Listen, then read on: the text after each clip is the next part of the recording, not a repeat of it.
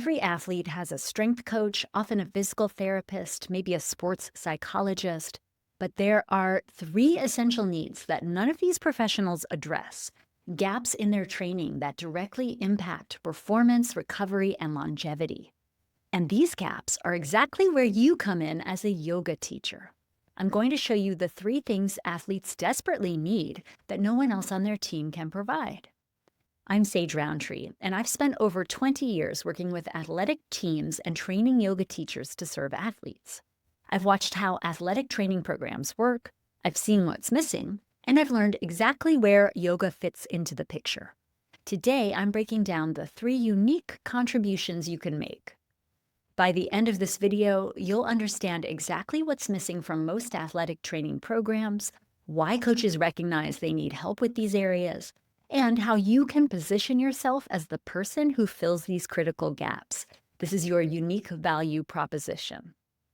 The first thing athletes need that no one else provides: nervous system regulation. Here's the situation. Athletes live in constant sympathetic dominance, fight or flight mode.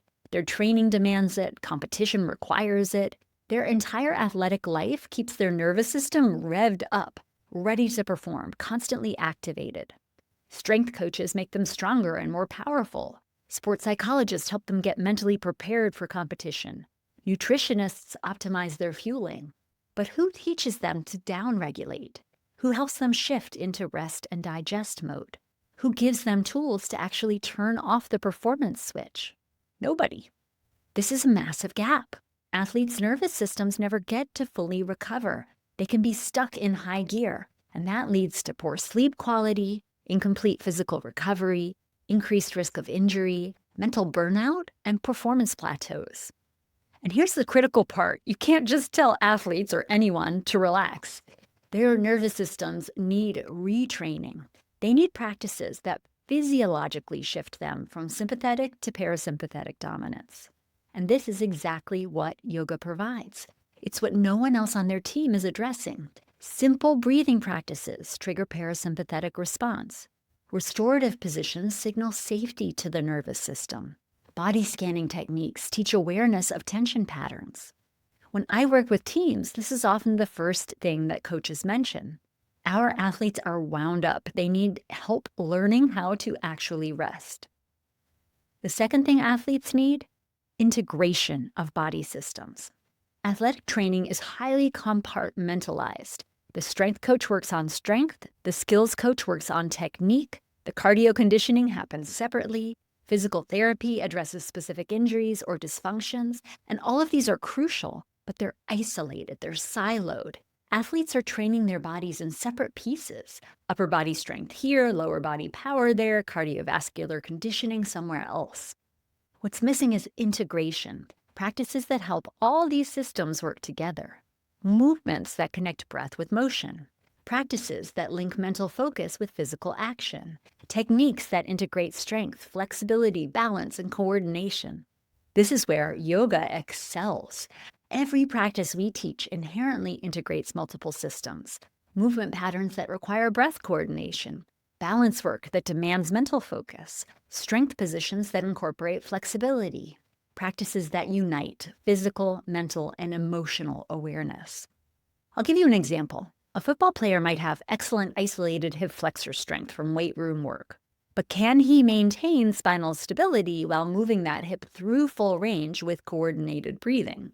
That's integration, and it's what makes training transfer to performance on the field. Physical therapists address specific dysfunctions. Strength coaches build specific capacities. But you, as a yoga teacher, are teaching the body to function as an integrated whole. That is a unique contribution no one else is making. The third thing, and this might be the most important, is permission to be human.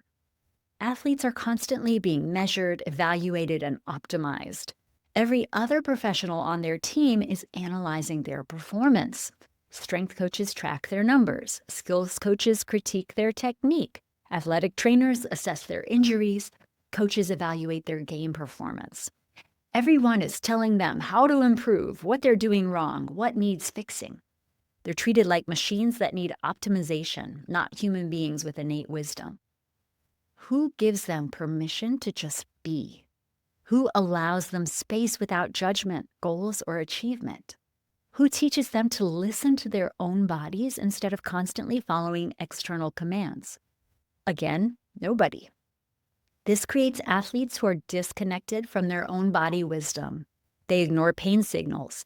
They override fatigue. They stop trusting their internal experience because they're trained to trust external authorities.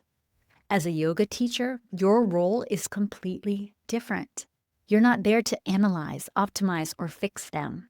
You are there to help them reconnect with themselves, to provide space where they don't have to perform or achieve, to teach them that their bodies have wisdom worth listening to. This is profound work. When athletes learn to tune into their own experience, to feel what they need rather than being told what they need, everything shifts.